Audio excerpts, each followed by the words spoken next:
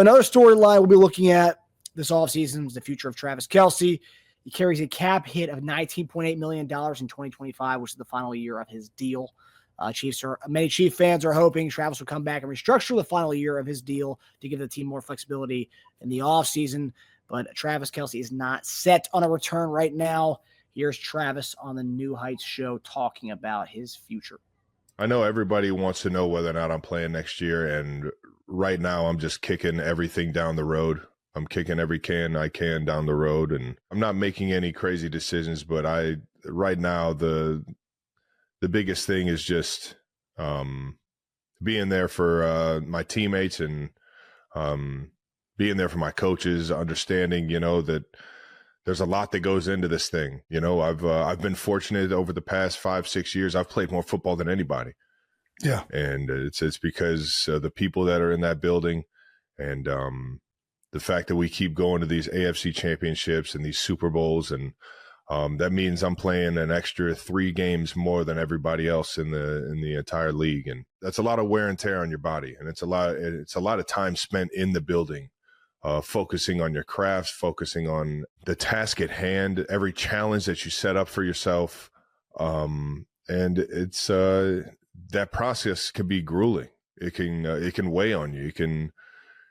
It can make you better, and it can drive you crazy at the same time. And right now, it's one of those things where it was kind of driving me crazy this year. And I think that it happens as you kind of tail off towards the back 9 of your career, as SVP would say, is, it's as you see yourself or not feel yourself have the success that you once used to have, man. It's a tough pill to swallow. And then on top of that, to not be there in the biggest moments, knowing your team's counting on you, man. Those are all extremely hard things to. It's just a tough reality, and Yeah. I think I'm going to take some time to figure it out, and I think I owe it to my teammates that if I do come back, that it's going to be something that. It's a wholehearted decision. I'm not half-assing it, and I'm fully here for them. And I think I could play. It's just whether or not I'm motivated or it's the best decision for me as a man, as a human, as a person to take on all that responsibility. Obviously, a lot to unpack there. He was pretty open about that, which was great. JD, what are your thoughts on what Travis had to say? I mean, I'm hearing that 2-minute soundbite. What are some of the things that really stood out to you in that, and where do you think he is right now? Where do you think he's leaning right now? I think he's saying everything that needed to be said. He wants some time to think about it, and he's earned every bit of that right. That we sit back and just wait to what he's decided he wants to do. So he has taken on a lot of games. I think he has 175 on his belt. He's played for 12 years. For people don't quite understand what that does to a body. The type of hits for tight ends that we take. Okay, it was a man that played that position. That is a lot. It's a lot on you. It's a lot in preparation, taking care of yourself. Every single day, the monotony of it, going into work. And the reality is you got to love it. You got to love it. You got to have the passion for it to do what we do.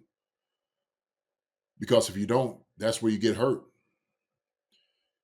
And it's always hard to get to a place that you may feel that you are a shell of your former self. But like Sasha said, the tone was pessimistic, but it's all brand new.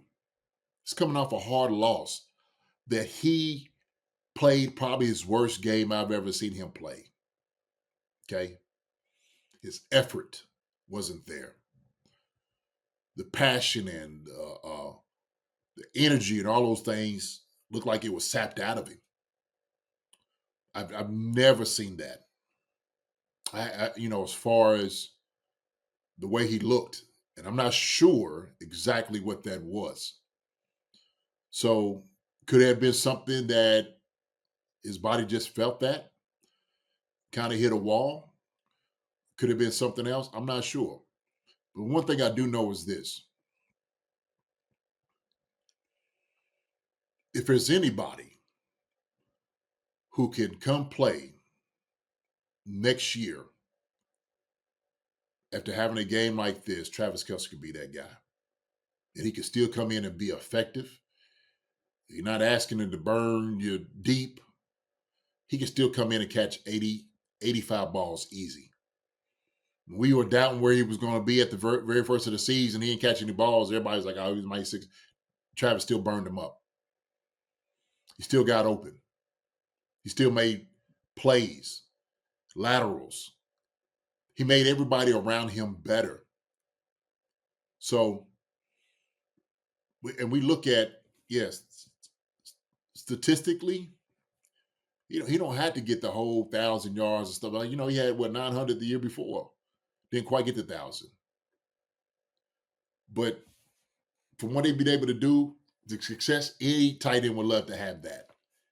That's just amazing in itself. And because he has a certain standard, that's what we're talking about, right? Somebody said it is a little disappointing. It might have been a little embarrassing to him. He has a certain standard to himself that maybe in his mind he has to okay, maybe I can adjust doing things a particular way. I watched one of my brothers, Tony Gonzalez, do the same thing. When you're not having the yards or you're breaking the tackles that you break, Tony was still burning them up year 17 in the league. He could probably played another couple of years. Trav could play football. He knows he can still play football. Mentally, he has to be there, have the passion and whatnot. So maybe off of this game, he's taking stock and reflection on what he wants to be remembered as far as going out. Maybe this all season he's sitting there saying, man, look, I just need the time and the space to really take it all in. Because like I said, the wound is just brand new. The game was just played on Sunday. It's Wednesday, Marcus. Hey, man, what are you going to do? What are you going to do with it? Hey, man, relax. Give the guy some space. Why don't you mind your own business? Let him get some time. Let him go out there and go help Taylor Swift on some concerts and go to Bali or wherever else they go and have a good time. That's it. That's all I want for him right now. I don't want him to answer any questions. None. That's how I feel about it. These guys need a break mentally just from this game and physically. And this is what kind of the demands that people put on, on players all the time. It's like, man, I just want to hang with my family. I just want to be a regular guy. Heck, man, let him come to a couple bars in Kansas City, just have a beer. You sit back, don't even talk to him about football. How does it feel growing up in Cleveland Heights, in Cleveland? Neighborhood and all of those different things. What's your favorite thing to eat? Just let him be a regular guy right now. So I'm like, man, just back off, man. Give me time. Give me space. And that's what I'm going to do. I'm going to give him that time and space. I know what it feels like. And you know to a point where you're done. I knew to a point I was done. But I had other priorities and things in my mind that I had to weigh out. You had to weigh things out, how what's going to work for your life. He's doing the same thing right now. Okay? And it's like being respectful. But Andre Ramsey said everybody they want the first hit and take on it. Hey, man, I want him and Jason to go out and just grab some beers, man, just be boys and just enjoy each other. You know what I mean? Really. He deserves it. Well, I think if with the podcast that he has, I think he'll be the one reporting it for the first time if he's coming back or not. That's right. You're going to hear it first. One other way to pump out your podcast by reporting that you're coming back and it's not retiring, right? I think we'll hear it first on his podcast before we hear from any reporter, I think. I don't know. I'm not sure. Not for real. I don't. Seriously. Sure, you might have Taylor Swift come out. Hey, look, Travis not coming back. She might sing a song. I don't know. That's going to happen, man. Look, we're just, it's too early for all of this. It really is. Yeah, we've got like about a month to figure it out as far as like when it affects the Chiefs as far as salary cap and all that stuff. Do you think if let's say he does come back, right, and obviously he's gonna want to go out on top kind of thing, not the way we just went out. Do you think he would restructure it? I mean, I think someone posted in here, we have 4 guys who take up 60% of our salary cap. They want to legitimately have a shot and kind of rebuild his team a little bit up for next year, kind of have more money and things to deal with. I mean, I know Travis, for the most part, the big argument everyone's saying online is, well, Travis has taken a deal for most of his career. He shouldn't have to restructure for now. But on the other end of that, because of the team he's played on, he's got more opportunities to do a lot of things. And he's getting paid more from his podcast than he ever got from playing in the NFL, which is wild. And good for him. Yeah. Do you think he would end up if he stayed? Do you think he would end up taking a kind of restructure to move money around? If they asked him to, he would. He's not. He didn't need the money. I doubt if it's as far as like he's sitting probably as good as anybody could sit right now. Beautiful, golden. And this is something he could do after career's over.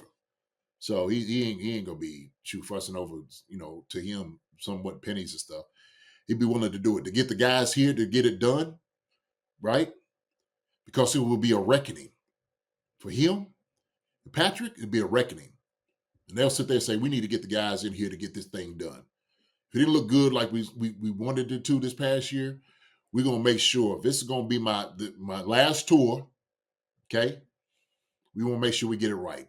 Get the guys in here, talk about it, what they think. I can see something like that happening. Definitely. Yeah. I think he mentioned it when he was talking to during the Super Bowl when they were asking questions about life after football. He was like, I'm privileged. I'm going to have a lot of options, a lot of opportunities when I'm done playing. So, like, he knows, and plus his future wife potentially. I mean, she's one of the richest people in the world. So, I think he's all right with the cash. Look, he's fine. He's sitting pretty. He's doing good. Those guys understand what it's all about. And like he said, he keeps saying teammates and whatnot. To him, that's what's important. And he wants to come back and win for those guys more than anything else. If he feels like it's unfinished business, definitely.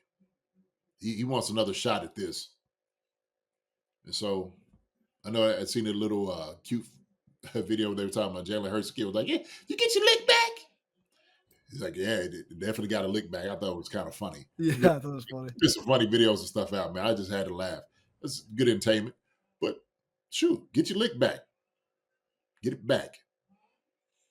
I see people over like crashing out over what CJ Garner said to him about your girl and she thick. And man, ain't that serious, man. Guys talk noise out there on the field all the time, man. What it is.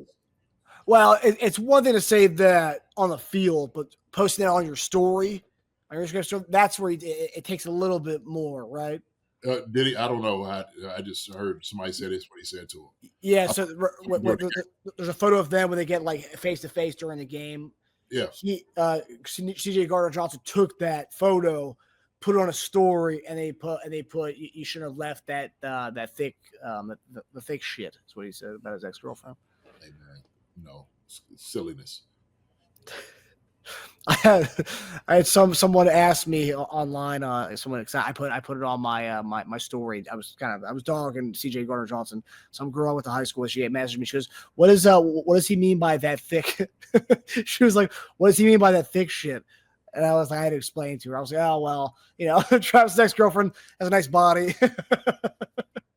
You explained this to who? Who was this? It was some girl with the high school. She goes, what does he mean by that thick shit? Because she's obviously a Taylor Swift fan. She was like, what does he mean by why is he saying that about his ex-girlfriend? I was like, oh, well, Travis' ex-girlfriend had a really nice bottom, a nice behind, and that's what he's talking about. She's like, oh, okay, I get it now. Yeah. But yeah, No, we're not saying that Travis is made because of Taylor Swift. I mean, his podcast was doing numbers before Taylor Swift. That only increased it. Right, commercials and all. Come on, man. No.